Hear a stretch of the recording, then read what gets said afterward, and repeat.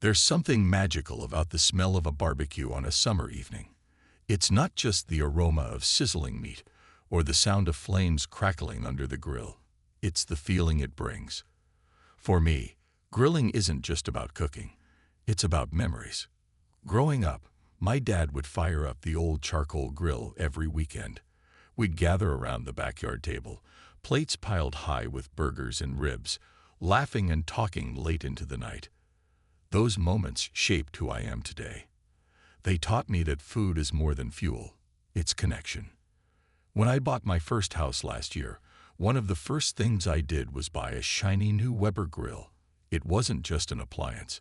It was a symbol of starting fresh, building traditions of my own. My neighbors seemed friendly enough at first. To my left, there was Mr. Patel, a retired schoolteacher who always greeted me warmly when he watered his plants. He told me stories about how this neighborhood used to be years ago. Quieter, simpler. And then there was Chloe, my neighbor to the right. She introduced herself as an ethical vegan shortly after I moved in. At the time, I didn't think much of it. Vegans are people too, right? Everyone has their preferences. But little did I know, Chloe would become the center of my life in ways I never expected. It all started on a casual Saturday afternoon. The sun was shining. The air was warm, and I had invited a few friends over for a cookout. Burgers were marinating, sausages were ready to hit the grill, and cold drinks were chilling in a bucket of ice. Everything felt perfect. As the coals heated up and smoke began to rise, I could already taste the juicy, charred goodness we were about to enjoy. That's when everything changed. Out of nowhere, Chloe stormed into my yard like she owned the place. Her face was flushed, her hands clenched into fists. "You're killing animals for entertainment," she shouted, her voice sharp enough to cut through the cheerful chatter. "This neighborhood deserves better than your barbaric habits." I froze, spatula in hand, unsure if I'd heard her correctly. Before I could respond, she marched straight toward the grill, grabbed the jug of water sitting nearby, and dumped the entire thing onto the flames. Steam hissed violently as the fire died instantly. My perfectly seasoned burgers turned into soggy, ruined messes. "What are you doing?" I yelled, stepping forward instinctively. "This isn't just about you," she snapped, glaring at me with fiery eyes. "BBQs are against my beliefs. You're contributing to animal cruelty, and I won't stand by while you normalize violence." Her words hit me like a slap. How could someone take such extreme action based on personal beliefs? Wasn't this my property? My choice? But before I could argue further, she crossed her arms and stood her ground, daring me to challenge her. As my friends awkwardly tried to salvage the situation, I couldn't help but wonder, why was she so angry? And why did she feel entitled to dictate what happened in my backyard? That day marked the beginning of something bigger than either of us realized. What started as a simple disagreement quickly spiraled into something far more complicated and far more dangerous. The next morning, I woke up with a mix of anger and disbelief replaying the events from the day before. My once pristine grill now sat in the corner of my yard, charred and waterlogged, a grim reminder of Chloe's outburst. I couldn't let it go. She had crossed a line. My line, and I needed answers. Determined to confront her, I walked across the lawn to her house. Her front yard was immaculate, with neatly trimmed bushes and flower beds bursting with vibrant colors. It almost felt ironic that someone who cared so much about beauty and order would destroy something as harmless as a barbecue. When I knocked on her door, she answered quickly, wearing a t-shirt that read "Go Vegan" or "Go Extinct." The faint scent of patchouli drifted out, and behind her, I could see shelves lined with books about animal rights and environmentalism. "Do you have any idea how much that grill cost?" I demanded, trying to keep my voice steady, but failing miserably. My frustration bubbled over like a pot left boiling too long. "It doesn't matter," she said coolly, crossing her arms. Her tone was calm, almost unnervingly so, which only made me angrier. "You can't prioritize your selfish desires over the lives of innocent creatures. If you'd spent even 5 minutes educating yourself about factory farming, maybe you'd understand why what you're doing is wrong." Her words hit me like a punch to the gut, not because they were true, but because of the sheer audacity. Who was she to judge me, to barge into my life and impose her beliefs on everyone else? "This isn't just about you," she continued, her voice rising slightly. "Your actions affect everyone around you. Do you think I want my son exposed to the stench of burning flesh, or the normalization of violence against animals?" That's when I noticed him, a little boy peeking out from behind her legs. He looked no older than 6, clutching a stuffed cow toy in his arms. His wide eyes watched me curiously, and for a split second, guilt flickered inside me. Was I really the bad guy here? "This isn't about him," I muttered, though the words felt hollow even as I said them. "It absolutely is about him." Chloe shot back, her voice firm.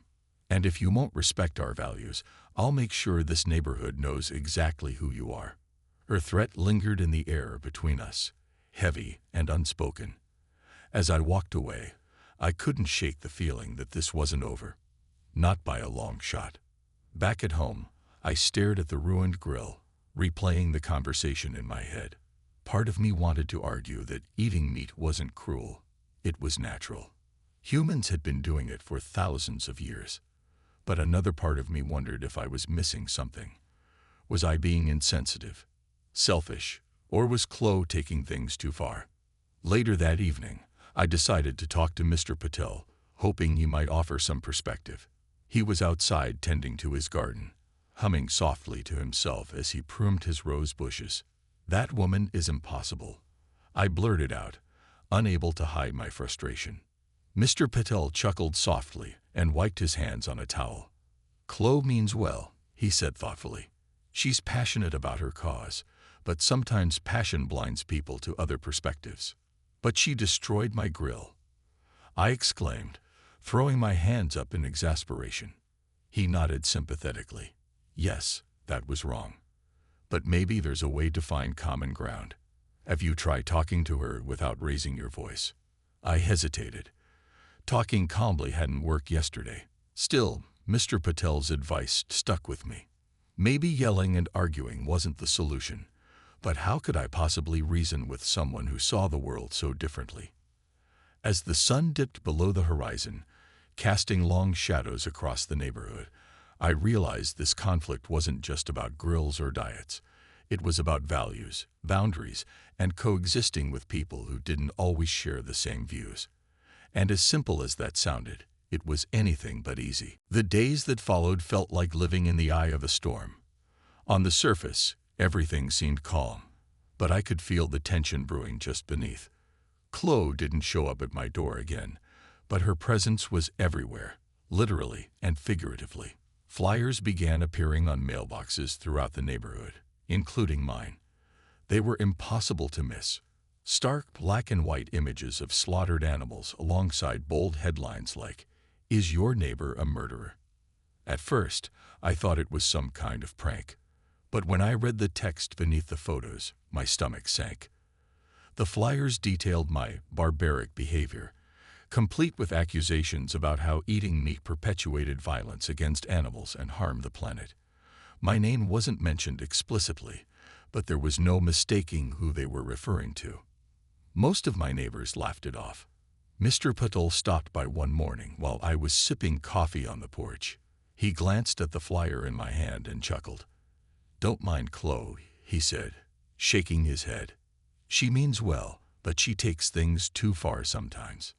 But not everyone shared his lighthearted attitude. A few neighbors started avoiding eye contact when I passed them on the street. One woman, Mrs. Harper, actually approached me during our block's weekly trash day. She held her recycling bin awkwardly, as if using it as a shield. "I'm not judging you," she began hesitantly, "but have you ever thought about switching to plant-based cooking? It's healthier for you and the environment." Her words stung, even though she tried to soften them. Was this really happening? Was I being judged for something as ordinary as grilling burgers? Meanwhile, Chloe escalated her campaign. Every time I fired up the grill, She retaliated with increasingly dramatic tactics. First, she played loud videos of cows crying outside her window. The sound carried easily through the thin fence separating our yards, making it hard to ignore. Then, one evening, she brought her son over to lecture me. "This is Bessie," she said, gesturing to the stuffed cow toy in his hands. "Bessie doesn't want to be eaten. Do you understand?" I stared at the boy, unsure whether to laugh or scream. "You're teaching him to hate," I accused, my voice rising despite my best efforts to stay calm. "No," Chloe corrected sharply. "I'm teaching him empathy, something you clearly lack."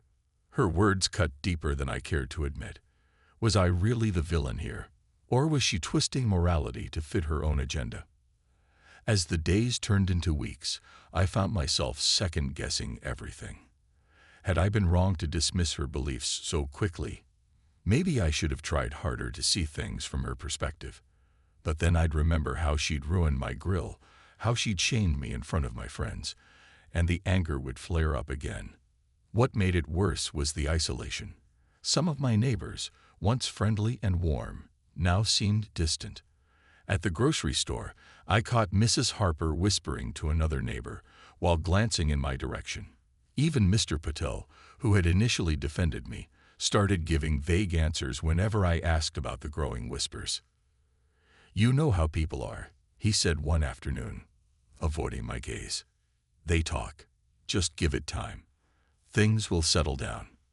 But would they? Or was this the new normal? A constant battle between us, with the rest of the neighborhood stuck in the middle. One night, after another failed attempt at grilling, interrupted by Chloe's latest audio assault, I sat alone in my backyard staring at the stars. For the first time since moving in, I questioned whether I truly belonged here. This wasn't just about food or lifestyle choices anymore. It was about coexistence, and whether two very different people could ever find a way to live side by side without tearing each other apart. Things finally reached a breaking point one Friday night. I had invited a few friends over for what was supposed to be a relaxing evening of food, laughter, and good company. The grill was fired up, the ribs were marinating, and the corn on the cob was ready to go. It felt like old times, like before Chloe's crusade turned my life upside down. For a moment, I let myself believe that maybe, just maybe, we could get through the night without drama. But then it happened. As soon as I placed the chicken breasts on the grill, a deafening noise erupted from Chloe's side of the fence. At first, I thought it might be construction, or some kind of accident. But no, it was worse. Much worse. Chloe had brought out a megaphone. "Attention, Maple Ridge residents," her amplified voice boomed, cutting through the peaceful evening like a chainsaw. "Your neighbor is hosting a blood feast tonight. Ask yourselves, is this the kind of community we want to live in?" My guests exchanged awkward glances, their smiles fading into uncomfortable grimaces. One of them muttered something about needing to leave early, citing an imaginary work deadline. Another followed suit, mumbling apologies as they grabbed their coats and headed for the door. Within minutes, the lively gathering I'd envisioned dissolved into silence. I stood there, spatula in hand, staring at the half-empty picnic table. Plates of uneaten food sat untouched, and the faint smell of charred meat filled the air. It was humiliating. Humiliating and infuriating. That's when I snapped. Marching across the lawn, I pounded on Chloe's front door with more force than I intended. She opened it almost immediately, as if she'd been waiting for me. Her arms were crossed, and her expression was smug, like she'd already won whatever argument we were about to have. "What do you think you're doing?" I demanded, my voice shaking with rage. "Do you realize how ridiculous you sound? You're ruining people's lives because of your beliefs." "I'm standing up for what's right," she shot back, unfazed. "And if you can't see how wrong your actions are, then yes, I'll make sure everyone knows exactly who you are." Her words hit me like a slap, but I wasn't done yet. Grabbing the plate of ribs from the grill, I shoved it toward her. "Here, take this. Eat it, Maybe then you'll understand how absurd you're being." She recoiled instantly, disgust written all over her face. "You're disgusting," she spat. "And you wonder why no one wants to be around you." Her insult stung more than I wanted to admit. Was she right? Had I become the bad guy in this neighborhood? Or was she twisting reality to fit her narrative? As I walked back to my yard, I felt hollow, empty.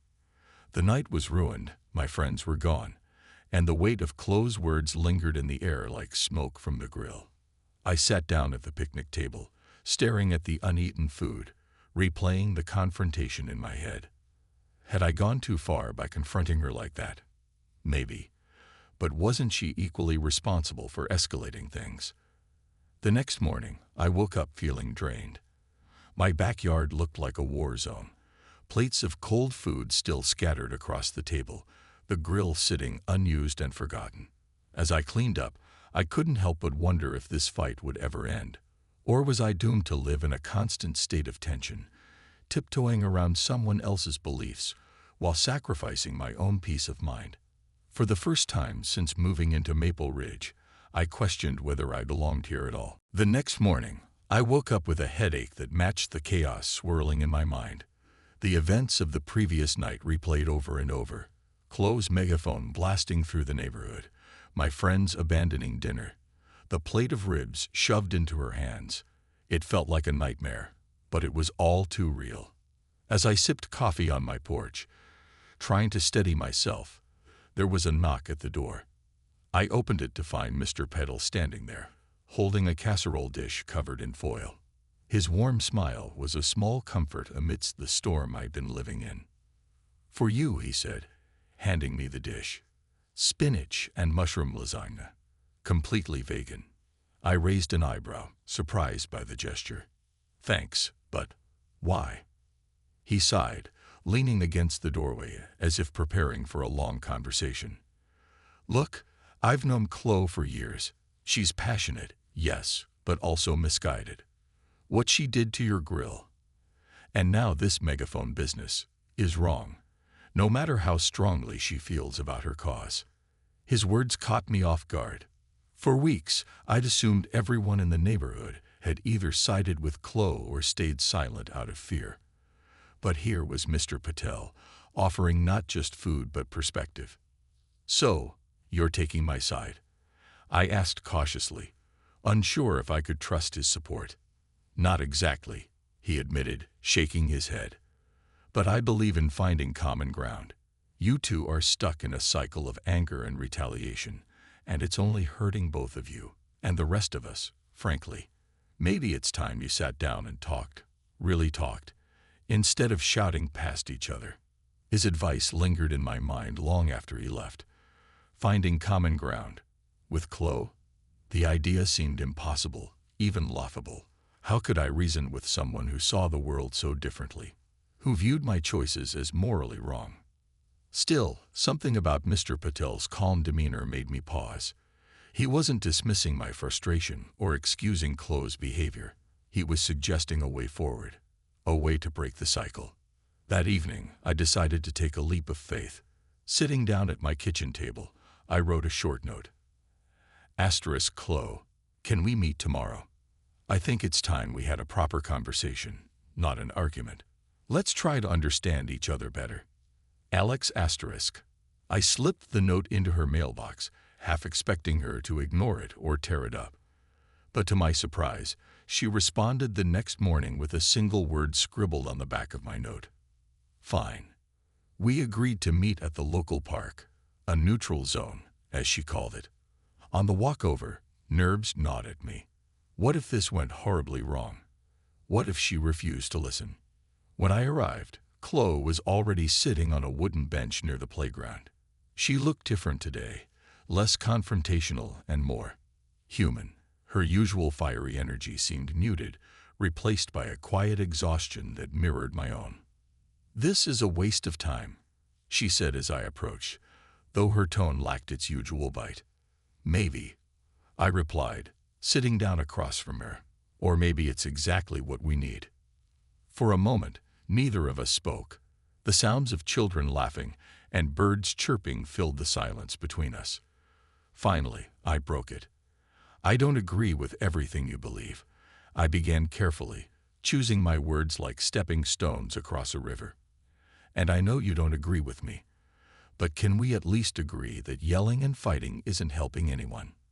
She hesitated, then nodded slowly. "You're right. It's not." Her admission shocked me. Was this really happening? Was Chloe admitting fault? "I'm not asking you to change your beliefs," I continued, encouraged by her response. "Just to let me live mine without interference. No more megaphones, no more flyers. Deal?" After a long pause, she sighed and nodded again. "Fine. But if I catch wind of another blood feast, all bets are off." Despite her harsh tone, I felt a flicker of hope. This wasn't perfect, but it was progress. As we parted ways, I realized something important. Compromise isn't weakness. It's strength.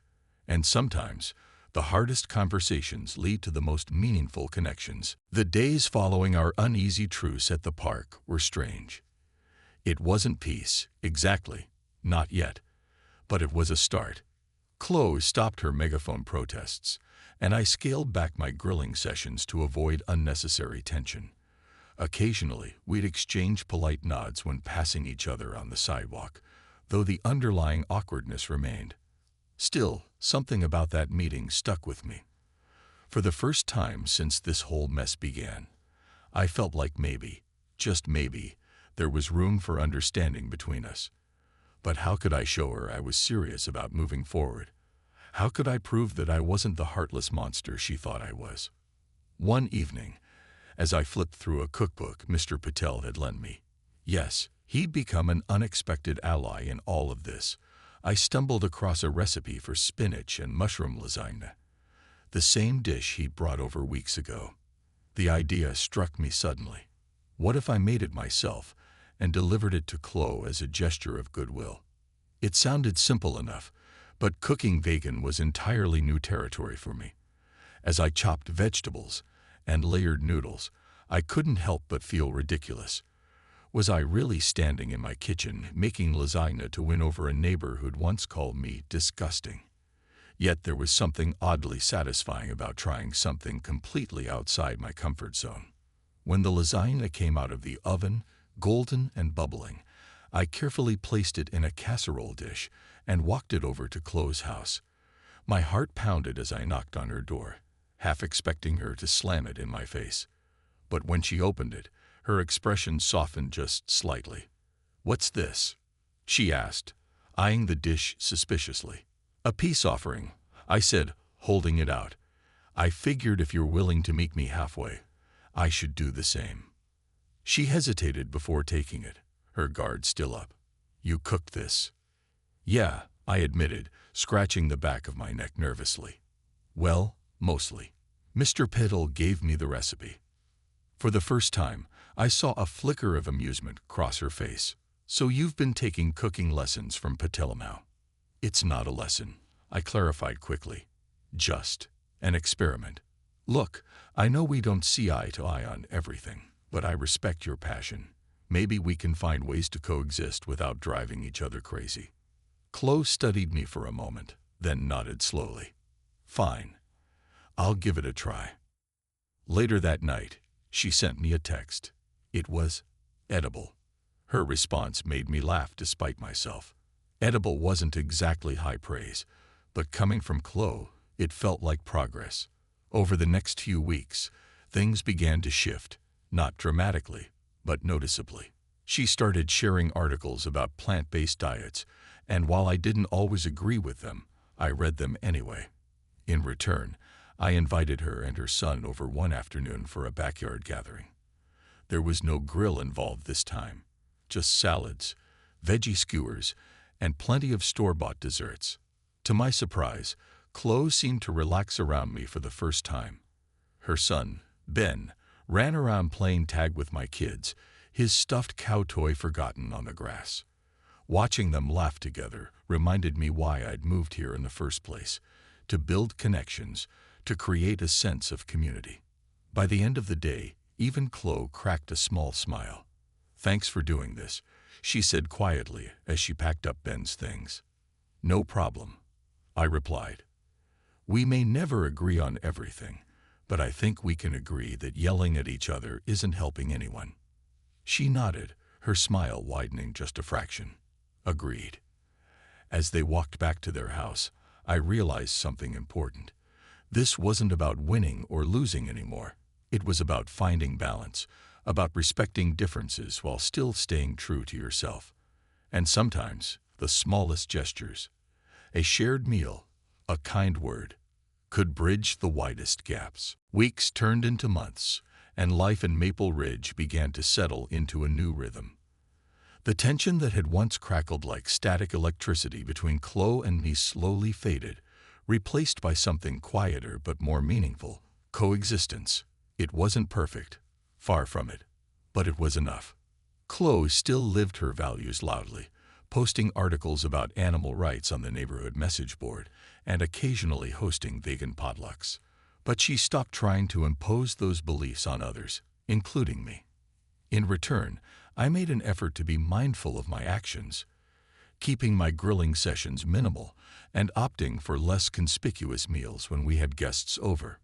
One day, as I was mowing the lawn, Ben, the little boy who'd once clutched his stuffed cow toy while accusing me of murder, ran up to me with a soccer ball under his arm. "Wanna play?" he asked, his cheeks flushed from running around the yard. I hesitated for a moment, glancing toward Chloe's house. She was sitting on her porch reading, her usual patchouli scent drifting faintly in the breeze. Catching my eye, she gave a small nod of approval. "Sure," I said, smiling at Ben. "Let's see what you've got." As we kicked the ball back and forth, laughing and teasing each other, I couldn't help but marvel at how far things had come. Just a few months ago, this kind of interaction would have been unthinkable. Now it felt natural, as if the storm clouds that had hung over our neighborhood had finally cleared. Later that evening, Chloe approached me as I watered my garden. For once, she didn't look defensive or angry. Instead, there was a softness in her expression that I hadn't seen before. "I wanted to say thanks," she said quietly, almost shyly, "for making an effort. I know it hasn't been easy for either of us." "It hasn't," I admitted, turning off the hose. "But I think we're getting somewhere." "Right." She nodded, a hint of a smile playing on her lips. "Yeah, we are." We stood there for a moment, the silence between us comfortable instead of strained. It struck me then how much we'd both grown, not because we'd changed our beliefs, but because we'd learned to respect each other's differences. A few weeks later, I decided to take another step. Remembering Mr. Patel's advice about finding common ground, I invited Chloe to join me for coffee at a local cafe. To my surprise, she accepted. The conversation started awkwardly, with both of us fumbling for topics that didn't involve ethics or diets. But eventually, we found ourselves talking about simpler things: our childhoods, our favorite books, even silly pet peeves. By the time we finished, I realized something important. Beneath all the anger and frustration, Chloe was just a person. A passionate, sometimes stubborn person, yes, but a person nonetheless. That realization stayed with me long after the coffee date ended. Over time, our relationship evolved into something resembling friendship. We didn't always agree, and we certainly weren't going to start swapping recipes anytime soon, but we no longer sought each other as enemies. Looking back, I realized this whole ordeal taught me something valuable. Conflict isn't always about winning or losing. Sometimes it's about listening, even when it's hard, about finding ways to live alongside people who see the world differently, and about recognizing that everyone, no matter how infuriating they might seem, has their own reasons for believing what they do. One crisp autumn morning, as I stood on my porch watching leaves swirl across the street, I felt a deep sense of gratitude. For my home, for my neighbors, and yes, even for Chloe. Life in Maple Ridge wasn't perfect, but it was real. And sometimes, that's all you can ask for.